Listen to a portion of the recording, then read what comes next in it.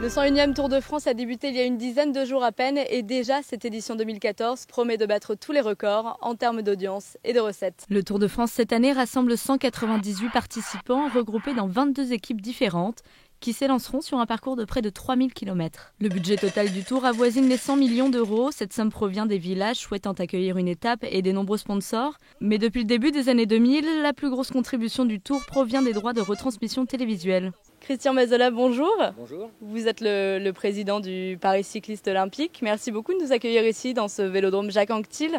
Parlons un peu de ce Tour de France. On parle de 4 milliards de téléspectateurs. C'est un chiffre qui est énorme. C'est à peu près la moitié de la population mondiale. Est-ce que vous y croyez, vous, à ces chiffres ? Oui, tout à fait, avec ce qu'on voit surtout maintenant à la télé, puisqu'avant on avait des médias qui représentaient le Tour, mais de façon moins concrète que maintenant.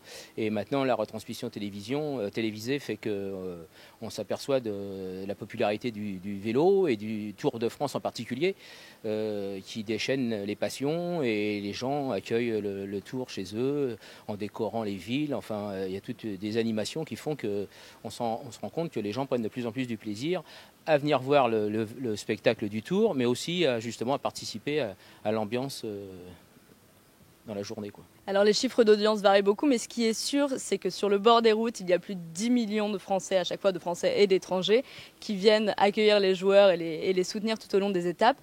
Comment est-ce qu'on entretient cette ferveur ? D'où elle vient d'ailleurs, cette passion du vélo qu'on a en France ?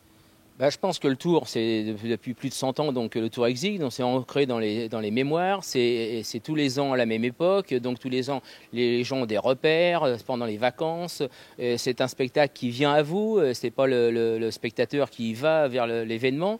Le Tour, il va au devant des spectateurs, dans les villages, dans les villes. Et donc, c'est gratuit. C'est un sport qui est justement pour les spectateurs gratuit.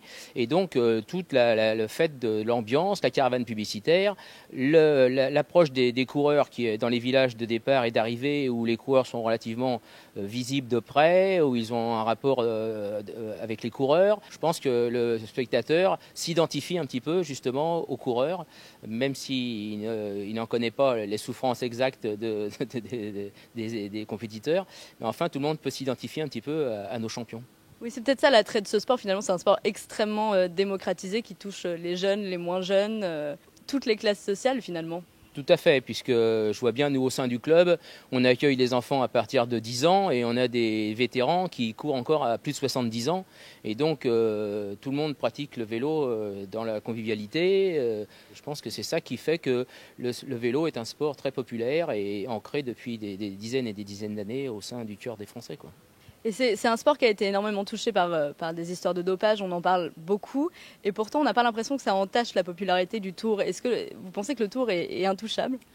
Le Tour est intouchable. Bon, c'est sûr que on parle beaucoup du dopage au sein du vélo, mais on s'aperçoit que maintenant, dans beaucoup d'autres disciplines de sport, il y a du dopage aussi. Donc en fait, à chaque fois, les affaires reviennent surtout au moment du Tour de France.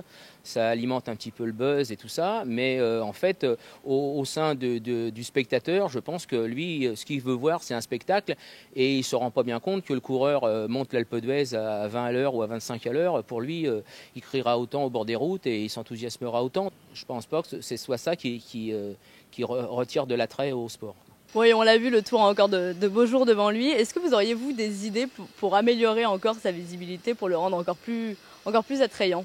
Est-ce qu'il y a des choses que vous changeriez ? Moi, le seul truc que je regrette maintenant, c'est les oreillettes du peloton là, pour les coureurs.